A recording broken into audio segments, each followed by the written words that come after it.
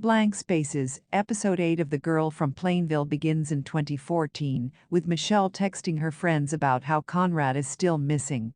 A few days later, Michelle asks why Conrad hasn't killed himself yet. She tells him he has to do it today. What does Conrad Roy do on his last day?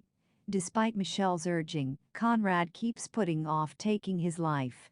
He texts Michelle that he's going to the beach, but he swears he'll do it after. At the beach, Conrad and Lynn share their last conversation. It's a poignant scene because we've heard about these last moments from Lynn and now see them play out. Conrad's first time trying guacamole, Lynn asking if he is okay, Conrad insisting he is fine.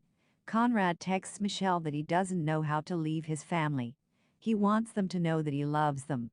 He asks her to do him a favor and take care of his mom and sisters after he's gone. Of course she says. She asks for him to look over her forever, and they pledge their love to each other.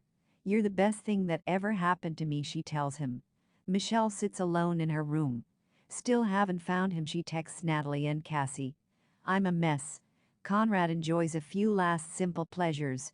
Running sand through his fingers, watching a child build a sand castle.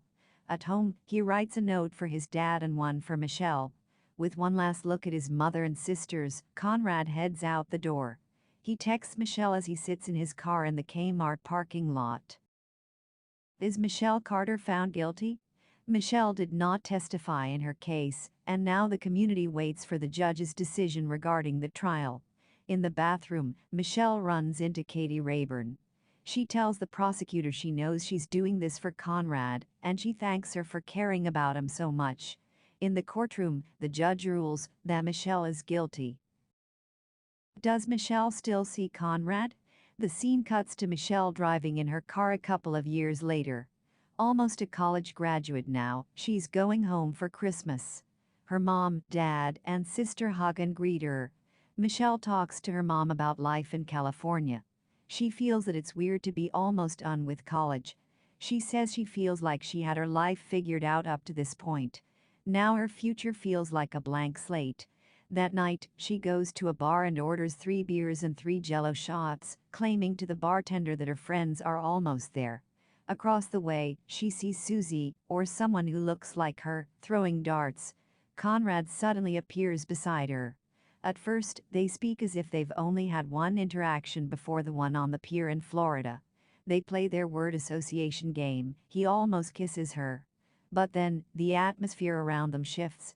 Conrad tells her that her friends never showed. She says she wanted them to like her.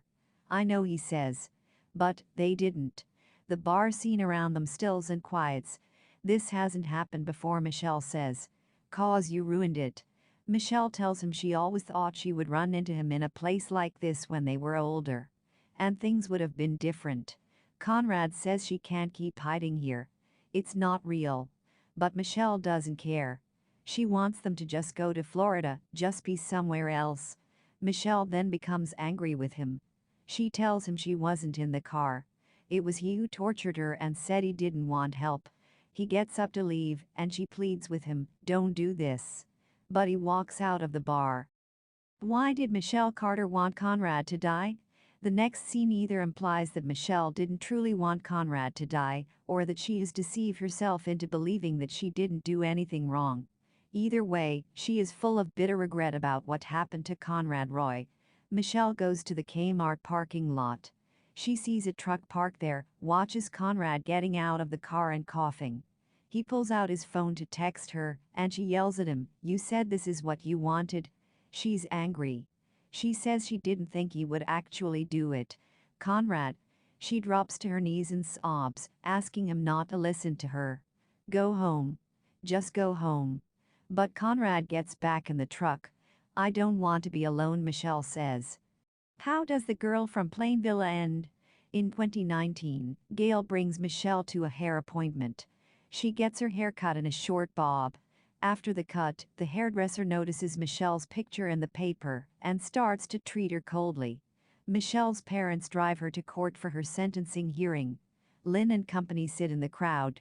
The Girl from Plainville ends with the judge revoking the stay of sentencing. On February 11th, Michelle is taken into custody for her 15-month sentence at Bristol County Jail. Where is Michelle Carter now, in 2022? The end of The Girl from Plainville also includes a few facts about what happened after the texting suicide trial. Company ran a marathon for suicide awareness. Lynn helped get Conrad's law on the docket in Massachusetts. As for Michelle, she was released early for good conduct in January 2020.